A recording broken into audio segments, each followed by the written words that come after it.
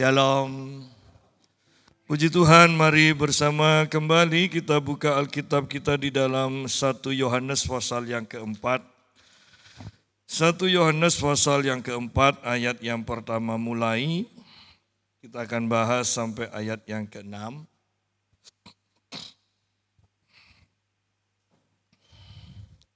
Roh Allah dan roh antikristus.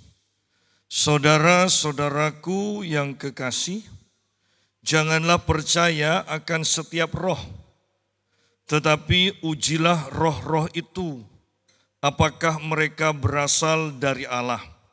Sebab banyak nabi-nabi palsu yang telah muncul dan pergi ke seluruh dunia. Demikianlah kita mengenal roh Allah. Setiap roh yang mengaku bahwa Yesus Kristus telah datang sebagai manusia berasal dari Allah. Dan setiap roh yang tidak mengaku Yesus tidak berasal dari Allah. Roh itu adalah roh antikristus dan tentang dia telah kamu dengar bahwa ia akan datang.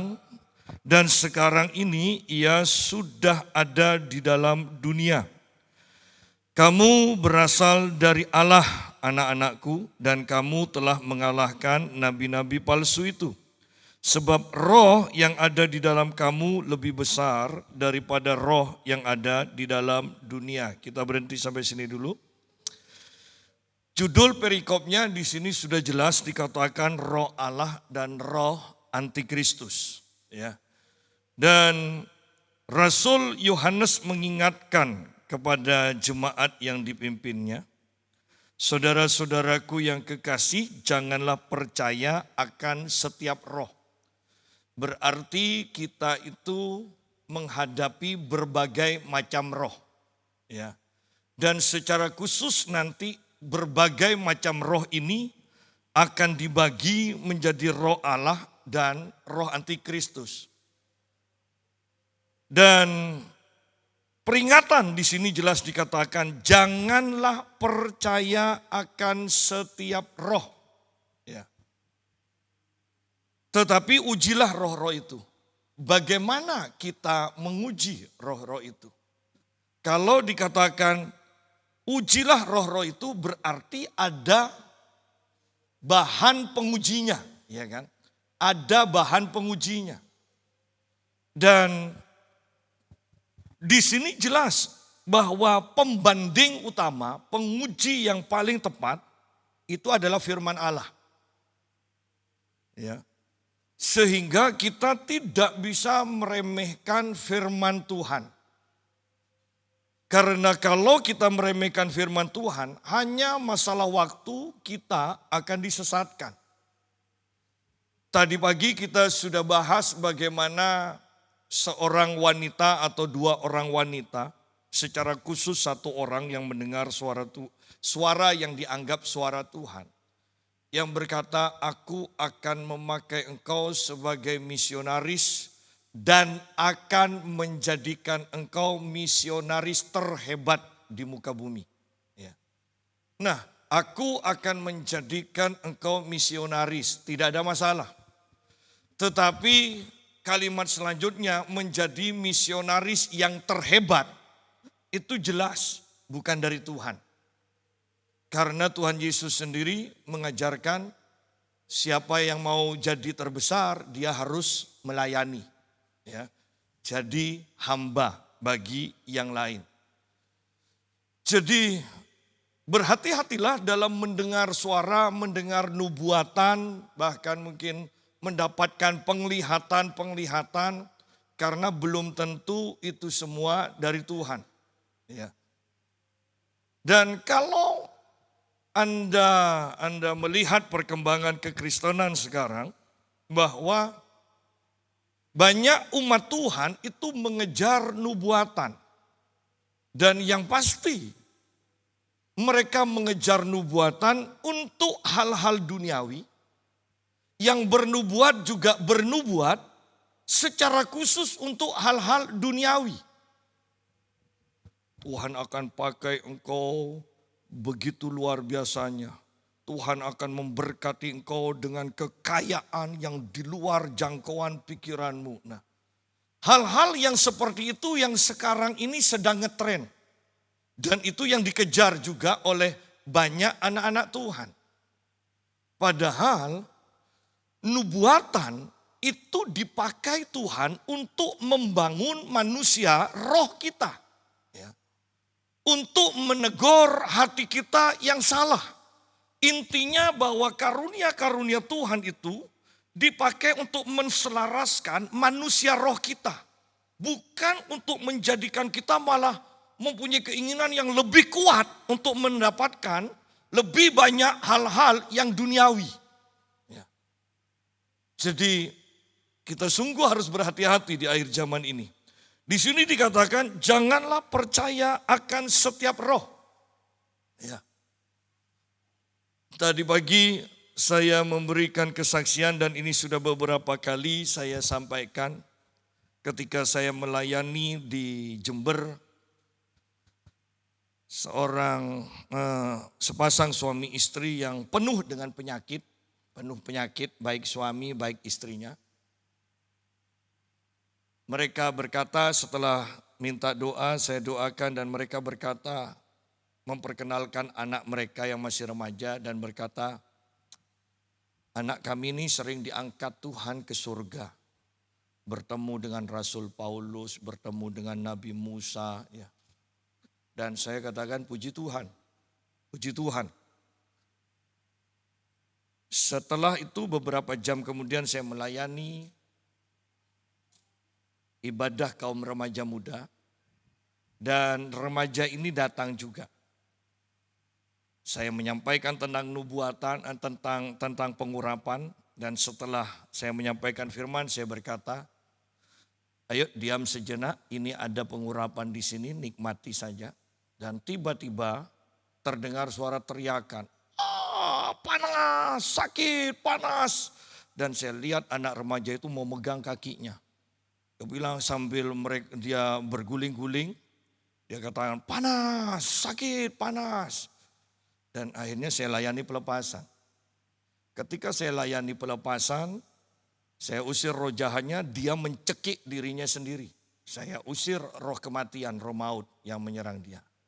Nah sekarang pertanyaannya, lihat manifestasi yang terjadi. Dan lihat pengakuan anak ini bahwa dia sering dibawa Tuhan ke surga. Lalu siapa yang membawa dia ke surga dan memberikan penglihatan-penglihatan juga tentang surga dan rasul-rasul. Oleh karena itu di sini dikatakan janganlah percaya akan setiap roh. Ya, janganlah percaya akan setiap roh. Tapi jangan juga mencurigai setiap roh. Ya. Tapi jangan asal percaya. Saya mengajarkan di beberapa tempat, kalau mau pelepasan perlu karunia membedakan roh. Kalau mau ngeroh silakan ngeroh, tapi jangan terlalu aneh. Jangan terlalu ngeroh. Ya.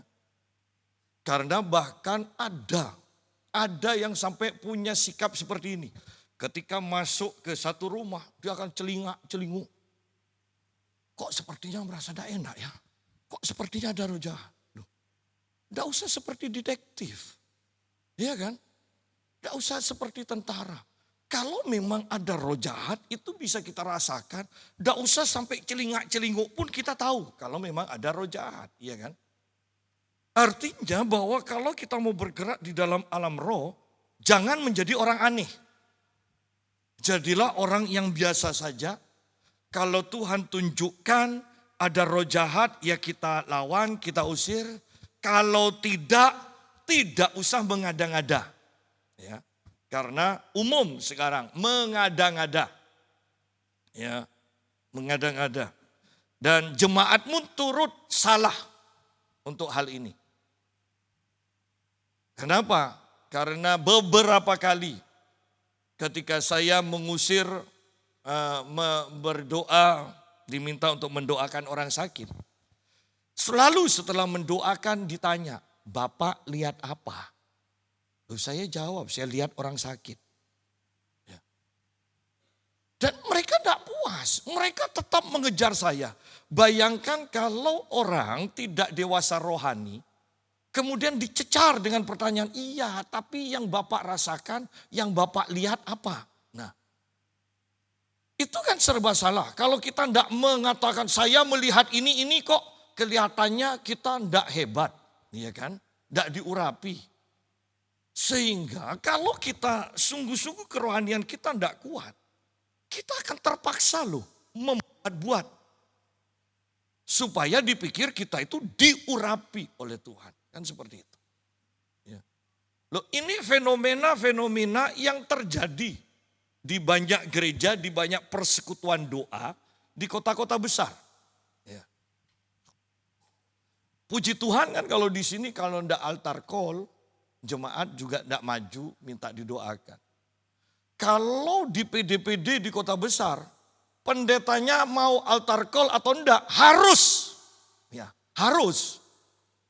Pokoknya kalau pendetanya ada altar call, nanti yang punya PD yang akan ngundang. Ayo sidang jemaat semuanya bisa maju untuk didoakan. Akan seperti itu. Ya. Jadi betapa pentingnya kedewasaan rohani. Seperti yang sudah saya katakan, orang yang dewasa rohani, ciri-cirinya tenang menghadapi apapun juga. Ya. Mau tidak punya uang, itu akan kelihatan bahwa dia punya uang. Iya kan? Jangan sampai tidak punya uang kemudian diperlihatkan dengan sedihnya, dengan murungnya sehingga orang bisa nebak. Ingat, Alkitab katakan manusia rohani tidak bisa dinilai oleh siapapun juga. Mereka taunya kita senang, kita diberkati. Itu aja. Masalah urusan kekurangan, sakit, kelemahan, nanti itu urusan kita pribadi dengan Tuhan. Jangan sampai orang lain tahu, kecuali kita memang mau minta didoakan. Ya kan? Jadi hati-hati di sini. Janganlah percaya akan setiap roh karena banyak roh yang bukan roh Kristus. Ya, banyak roh. Ujilah roh-roh itu. Dengan apa diuji? Dengan firman Tuhan. Berarti kembali bukan hanya doa yang dibutuhkan oleh umat Tuhan setiap hari perlu berdoa. Tetapi juga setiap hari butuh firman Tuhan. Setiap hari butuh firman Tuhan. Baca, hafalkan, renungkan firman Tuhan. Baca, hafalkan, renungkan firman Tuhan. Renungkan. Apakah mereka berasal dari Allah? Tadi kita sudah bahas, belum tentu semuanya itu dari Allah. Sebab banyak nabi-nabi palsu yang telah muncul dan pergi ke seluruh dunia. Bayangkan ini, banyak nabi-nabi palsu. Banyak nabi-nabi palsu yang telah muncul dan pergi ke seluruh dunia. Berarti nabi-nabinya banyak, seluruh dunia juga ada nabi palsunya. Seluruh dunia. Karena di sini dikatakan pergi ke seluruh dunia. Banyak orang sekarang mengaku-ngaku nabi di dalam kekristenan. Ya. Walaupun bukan nabi. Tetapi di sini bukankah kembali saya mau tekankan, bukankah kita harus sadar betapa pentingnya kita itu mengenal kebenaran dan hidup dalam kebenaran. Kenapa? Karena banyak roh-roh palsu, roh-roh antikris, banyak nabi-nabi palsu, dan bahkan ini bukan di satu tempat atau beberapa tempat, tetapi di seluruh tempat. Di seluruh dunia dikatakan. Betapa mengerikan. Sangat mengerikan. Ya. Banyak ajaran-ajaran yang menyimpang. Tetapi herannya sudah tahu sesat. Masih aja diundang. Loh, ini loh anehnya. Dan yang mengundang pun belum tentu gereja sesat. Ada seorang hamba Tuhan bersama mertuanya atau mamanya. Yang selalu kalau sudah diundang, dia akan memakai kerudung, kemudian dia nangkap, ada dapat batu dari alam roh, ya kan? Kemudian minyaknya katanya itu diisi Tuhan sendiri. Jadi kalau malam itu naruh botol, nanti itu besok paginya sudah terisi. Ya. Seseorang yang saya kenal juga tergila-gila dengan dua hamba Tuhan ini. Tapi akhirnya dia berkata, ternyata saudara-saudara, kita harus sungguh-sungguh hati-hati dengan kepalsuan. Ternyata batu yang katanya permata dari surga tidak lebih dari kaca aja ketika diperiksakan. Palsu, tetapi sudah jelas seperti ini, tetap aja banyak yang undang. Loh Anda pikir, lihat di sini, aneh, iya aneh. Tetapi inilah yang disebut dengan roh penyesatan. Kalau sudah berbicara roh, sepinter apapun logikamu kuat, tetap engkau bisa disesatkan. Hati-hati kalau sudah berbicara roh. Ya. Jadi ini yang fenomena seperti ini umum. Pakai hampir semuanya, bahkan gereja-gereja GPPS pun saya lihat pakai tabut perjanjian. Kenapa kok tidak disunat massal sekali? Iya kan? Tabut perjanjian kemudian berkata, tabut ini tiba-tiba mengeluarkan minyak. Loh. Ada orang bertanya, kenapa kok bisa Pak? Loh, kita itu salahnya kita sudah menyediakan sarana prasarananya. Dan iblis pun tahu keinginan kita sehingga itu yang iblis kerjakan.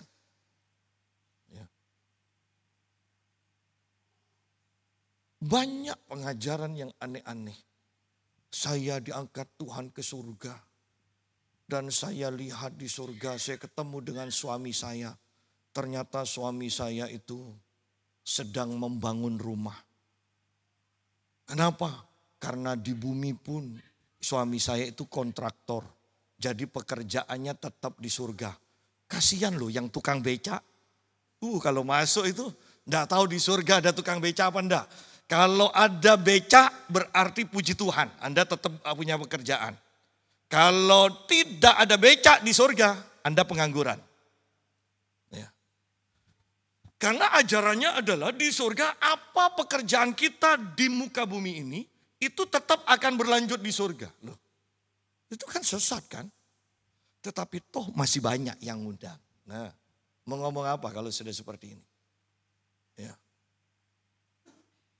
Membangun malaikat perang, malaikat apa, dan dikatakan ini di waktu-waktu tertentu malaikat ini bisa bergerak, bisa keluar cahaya. Setan, iya kan? Sudah jelas.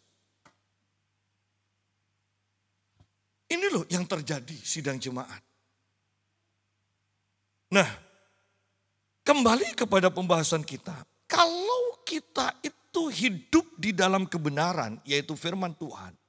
Ketika Anda melihat, Anda mendengar hal seperti ini sudah ada alarmnya. Bohong, palsu, ini sesat, bukan dari Tuhan. Itu sudah ada alarmnya. Seperti yang saya sudah sering katakan, bahwa untuk membedakan uang asli dan uang palsu, Anda tidak bisa hanya belajar dan memegang berbagai macam uang palsu. Kalau Anda tidak pernah memegang uang asli, Anda tidak akan pernah membedakan, tidak akan pernah bisa membedakan mana yang uang asli, uang palsu. Karena yang Anda pegang selamanya adalah uang palsu, walaupun ribuan macamnya. Ya. Tetap Anda tidak akan bisa bedakan. Tetapi kalau Anda selalu Anda memegang uang asli, satu saat Anda memegang uang palsu, Anda akan tahu ini palsu. Oleh karena itu betapa pentingnya kita hidup dalam kebenaran firman Tuhan ini. Bahkan ketika Anda juga hidup masuk ke dalam alam roh bersama Tuhan. Anda kenal Tuhan, Anda tahu cara berpikir Tuhan, Anda tahu kebiasaan Tuhan. ketika Anda bertemu dengan roh lain, Anda akan tahu ini bukan Tuhan. Ya. Ayat yang kedua, demikianlah kita mengenal roh Allah. Setiap roh yang mengaku bahwa Yesus Kristus telah datang sebagai manusia berasal dari Allah. Nah, seringkali ini dipakai untuk menguji roh ketika orang-orang itu kerasukan. Ya. Kalau hanya berkata, apakah Yesus Tuhan? Oh iya, mereka mengakui. Tetapi roh jahat itu tidak akan pernah mengakui bahwa Yesus adalah Allah yang menjadi manusia. Dia tidak akan berani mengakui. Ada agama yang sangat anti dengan pengakuan ini. Apakah Yesus adalah Allah yang menjadi manusia? Oh, mereka anti. Ya.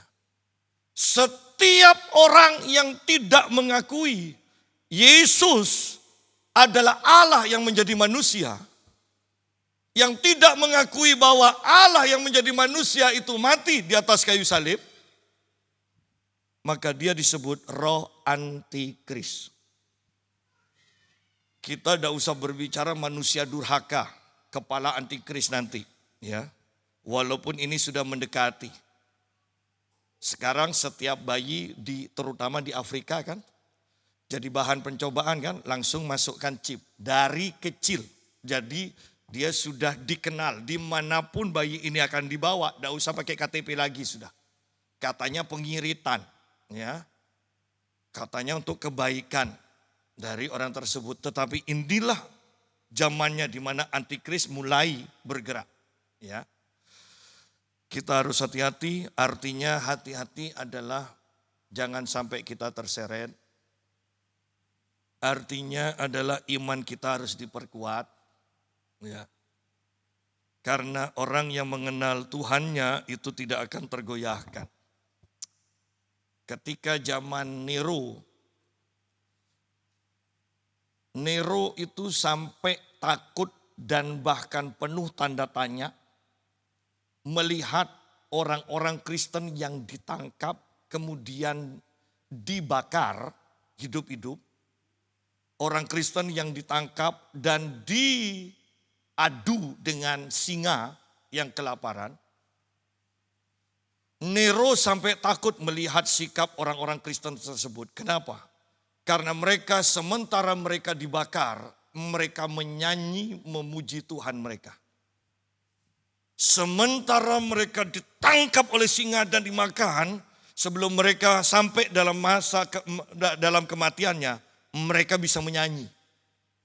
Mereka menyanyi memuji Tuhan. Sampai dikatakan oleh yang menulis buku itu, Nero pun ketakutan melihat sikap orang Kristen seperti itu. Ya.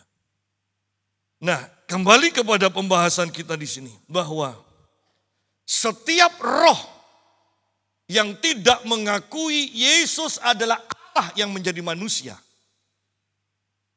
itu roh antikris.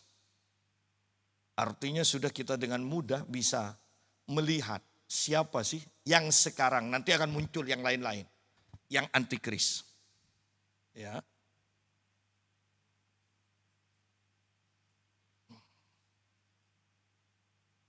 Jadi hanya Kristen yang mengaku Yesus adalah Allah yang menjadi manusia. Pertanyaan selanjutnya, kalau Allah kok bisa mati? Ingat, Yesus mati bukan karena dibunuh. Karena dia menyerahkan nyawanya untuk mengambilnya kembali. Kalau sampai Yesus tidak mati, maka kitalah yang mati semuanya dalam dosa kita.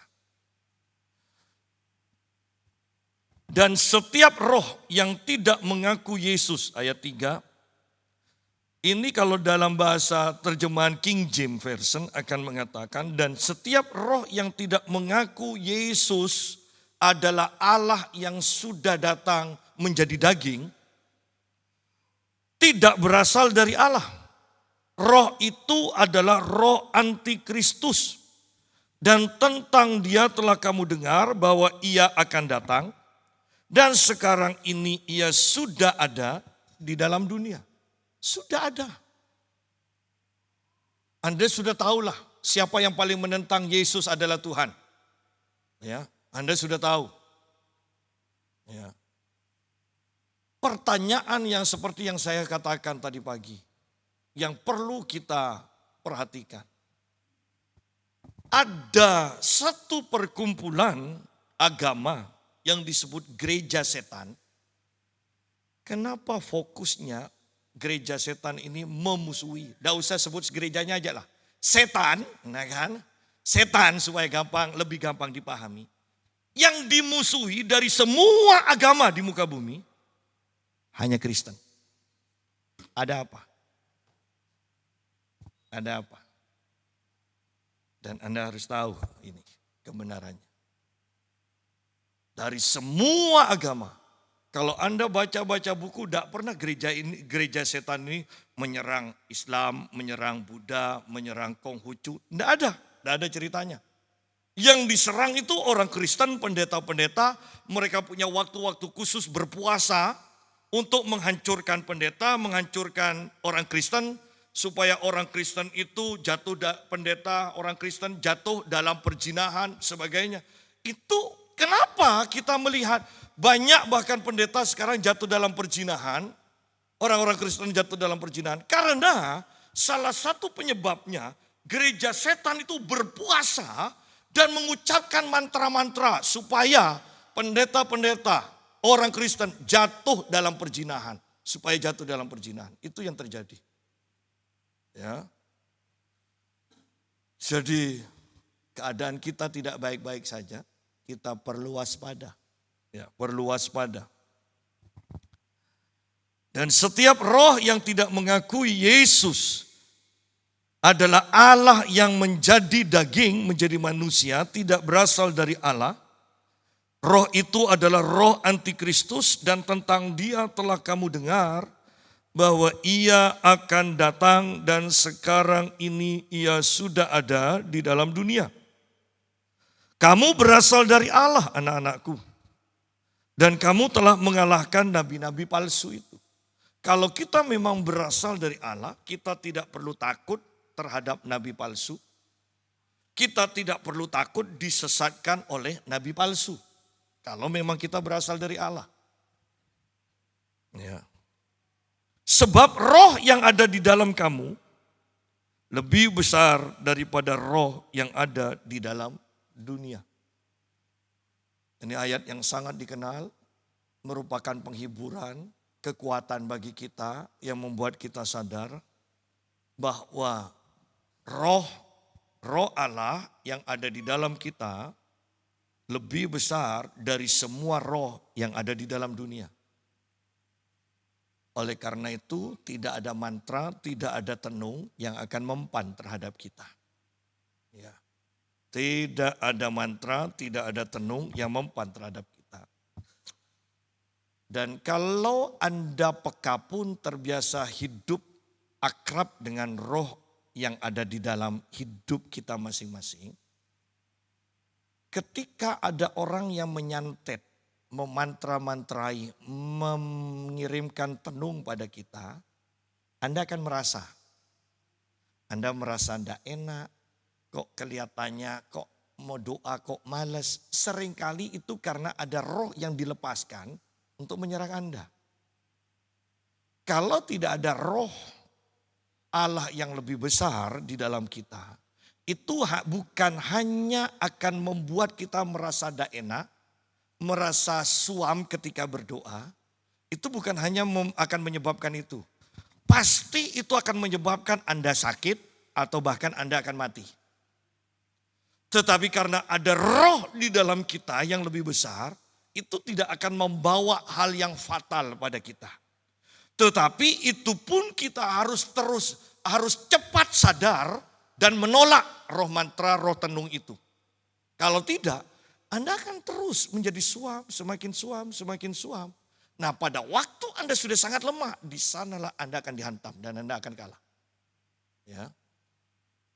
Berhati-hati karena roh sihir, sekarang dilepaskan begitu banyaknya, banyak.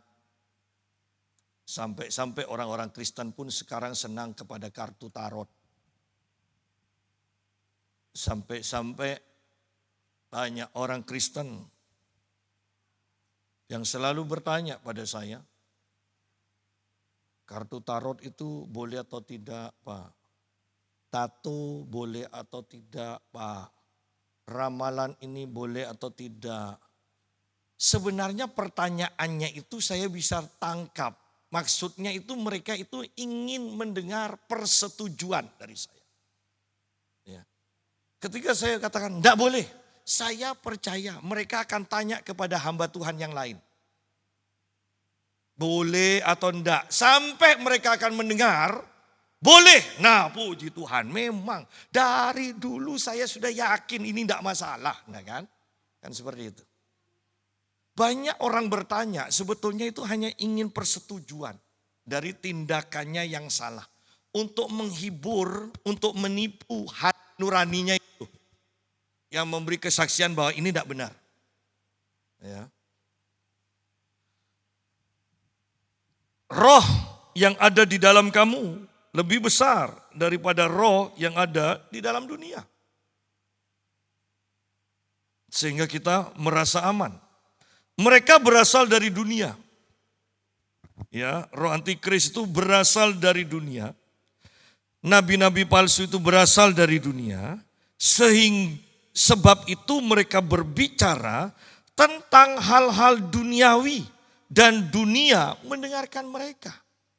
Lihat, yang dibicarakan hanya masalah-masalah duniawi. Bagaimana menjadi sukses.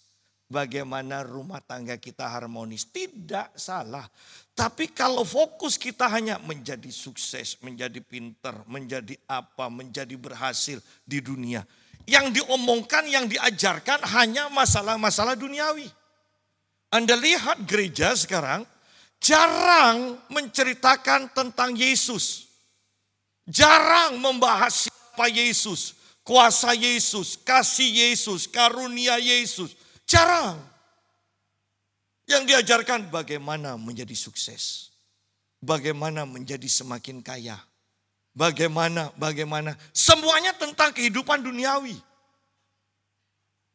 Kalau Anda tahu Paulus menekankan begini bahwa sekalipun manusia badani kami, jasmani kami semakin merosot. Nah, Paulus tidak pernah bingung loh dengan keadaan jasmaninya yang semakin merosot.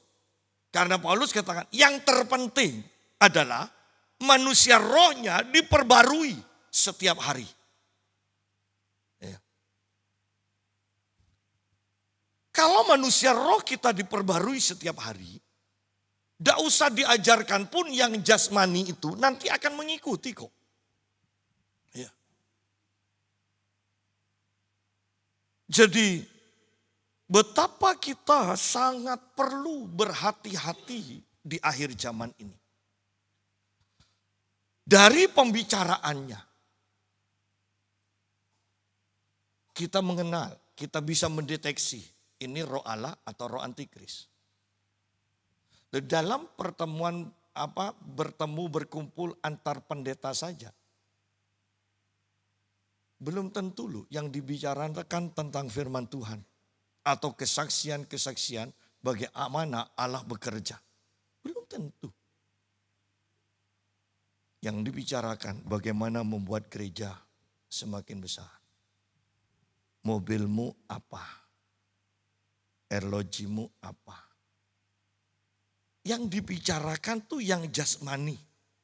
Liburan kemana? Tempat apalagi kalau pendeta yang sudah mapan. Pertanyaannya ada lagi. Dia bisa hafal daerah ini makannya, ini enak.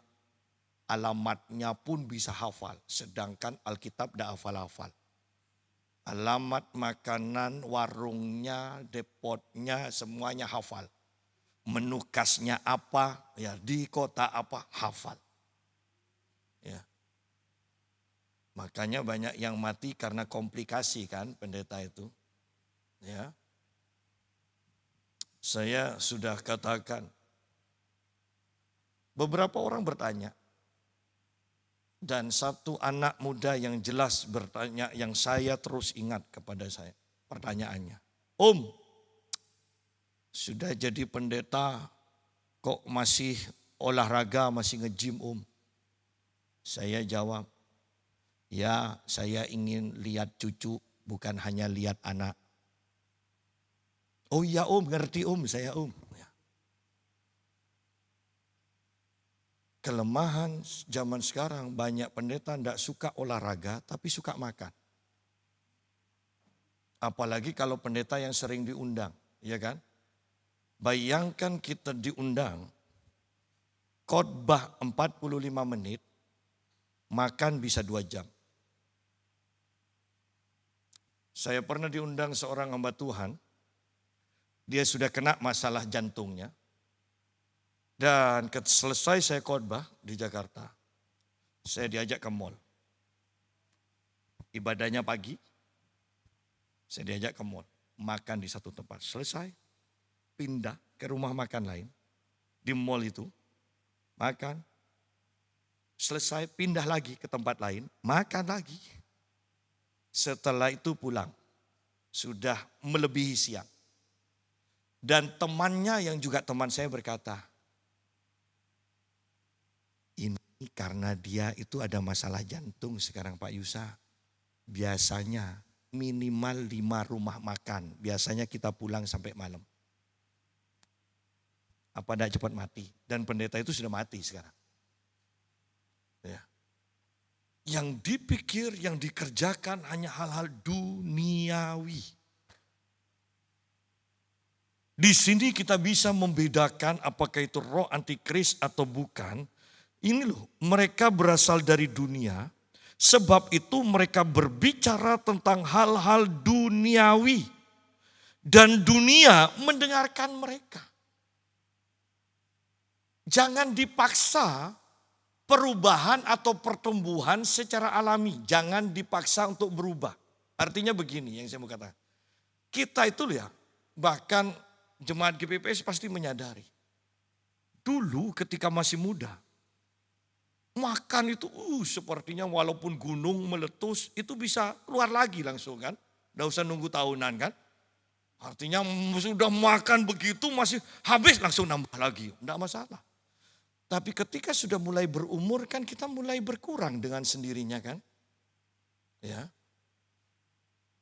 Justru ketika kita sudah mulai menua, yang dipikirkan kan yang secara alami ya, makanan secara jasmani semakin berkurang, pikiran hal-hal yang rohani itu meningkat. Itu yang benar, perubahan yang benar. Jangan Anda menentang perubahan secara alami ini. Ya, artinya sudah berumur makannya masih aja banyak dan lebih banyak daripada muda, waktu muda. Ya. Sudah mulai tua, sudah hampir mati, masih aja tidak ingat hal-hal rohani. Tidak mempersiapkan hal-hal rohani. Ya. Berarti ini menentang perubahan secara alami yang seharusnya itu untuk kebaikan kita loh. Ya. Jadi mari kita pikirkan ini. Bahwa semakin kita berumur, ya, seharusnya kita mulai hal-hal duniawi itu berkurang. Hal-hal yang rohani yang kita kejar. Ya. Kami berasal dari Allah. Barang siapa mengenal Allah, ia mendengarkan kami. Rasul Yohanes katakan, kami ini berasal dari Allah. Kalau kamu memang berasal dari Allah, pasti kamu kenal bahwa kami ini dari Allah. Pesan kami adalah pesan dari Allah dan kamu harus mentaati kami. Kalau memang kamu berasal dari Allah. Ya. Artinya bahwa ingat sidang jemaat, kamu akan kumpul dengan kumpulan yang sebenarnya sama dengan kamu. Ya. Kita itu bisa akrab dengan seseorang karena sama. Kesukaannya sama, yang disukai omongannya juga sama, gayanya sama. Kan tidak mungkin kan kita kumpul, misalnya saya. Punya sahabat yang sukanya nongkrong sampai malam, sampai pagi. Sedangkan saya jam 9, jam 10 sudah tidur. Kan tidak mungkin kan bisa bersahabat karib. Ya. Kumpulan saya pasti yang tidurnya jam 9, jam 10. Yang tidurnya sampai pagi itu pasti nanti sahabatnya ya tidurnya pagi juga. Nah di sini sama. Kami berasal dari Allah. Barang siapa mengenal Allah, ia mendengarkan kami, dikatakan. Kalau kamu memang berasal dari Allah, kamu akan mendengarkan kami. Kenapa kamu tidak mau mendengarkan kami? Karena kami berasal dari Allah, kamu tidak berasal dari Allah. Karena roh yang ada di dalam kami adalah roh Kristus, yang ada di dalam rohmu adalah roh antikris. Kan seperti itu aja. Jadi kita lihat di sini. Kami berasal dari Allah, barang siapa mengenal Allah, ia mendengarkan kami. Barang siapa tidak berasal dari Allah, ia tidak mendengarkan kami. Siapa sih yang mau mendengarkan Yesus adalah Allah yang menjadi manusia? Kalau bukan berasal dari Kristus.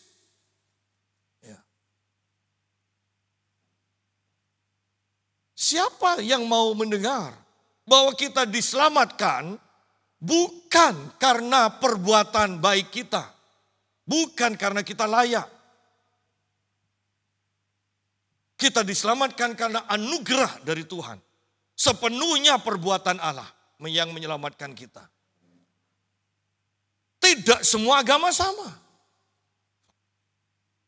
Karena semua agama pasti mengandalkan perbuatan baiknya untuk mendapatkan selamat, untuk mendapatkan perkenanan dari Allah yang mereka sembah. Semua agama, kecuali Kristen. Ketika kita mengatakan bahwa kita mau berusaha melakukan ini supaya kita diselamatkan, maka kita sebenarnya sudah disesatkan. Kita sudah menerima roh penyesat.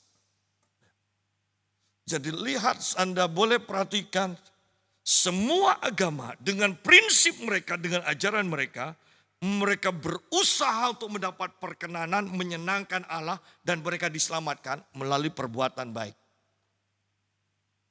Tetapi kita justru semakin menyadari, kita dibuat semakin sadar. Sudahlah, kamu mau usaha apapun tidak bisa.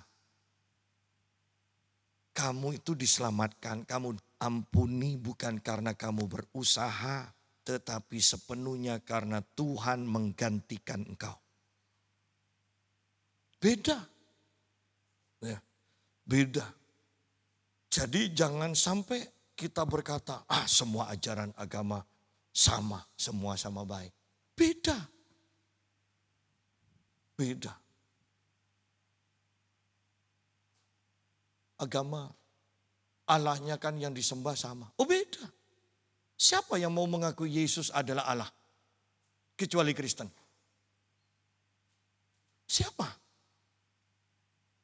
Jadi ayo jangan terlalu naif dengan berkata, walaupun agama berbeda, tetapi hanya ada satu Allah. Oh iya, satu Allah.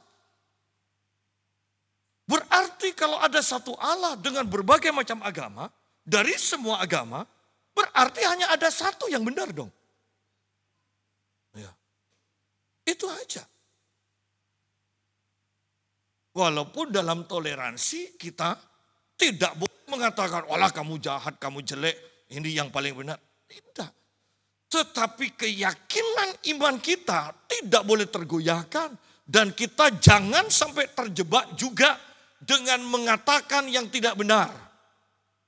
Bahwa semua agama Allahnya sama. Jangan ikut-ikutan. Kita harus punya keyakinan bahwa Allahku yang paling benar. Ya. Loh, kalau memang Allahnya sama, kenapa namanya kok beda-beda? Ya. Kalau memang ini Adi, namanya Adi, Anda panggil Michael, dia tidak akan oleh. Iya kan? Karena namanya Adi. Kecuali penipu. Banyak namanya. KTP-nya banyak. Iya kan? Itu penipu. Tapi kalau bukan penipu, Adi ya Adi. Satu. Namanya tidak mungkin lebih dari satu. Apalagi Allah. Apalagi Allah. Namanya adalah Yehova. Kekristenan. Yahudi. Jelas memanggil Allahnya siapa? Yehova. Dan Allah ini menjadi manusia namanya Yesus. Jelas. Dan Allah ini tinggal di dalam kita namanya Roh Kudus. Tetapi dialah Allah. Berbeda dengan agama lain. Anda harus yakin itu supaya Anda tidak tergoyahkan, tidak bimbang. Karena Alkitab mengatakan bahwa ketika kita berdoa, kita akan mendapatkan asal tidak bimbang. Nah, kalau sudah soal Allah saja sudah bimbang, apalagi soal minta kepada Allah, kan? Pikirkan itu. Ingat bahwa banyak roh dan Rasul Yohanes berkata, ujilah roh itu. Karena tidak semua adalah roh Kristus.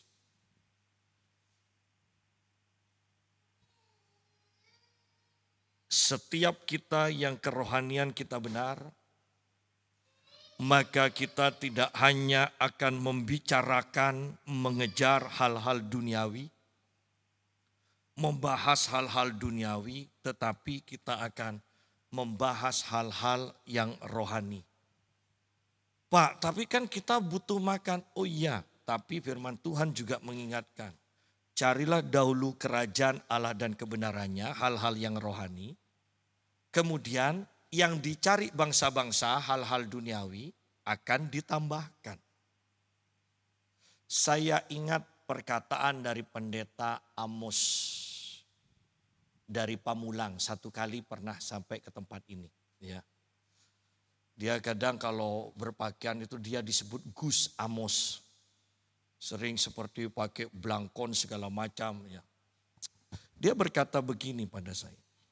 Saya itu sebenarnya takut sendiri. Artinya takut menerima berkat yang terlalu banyak dari Tuhan.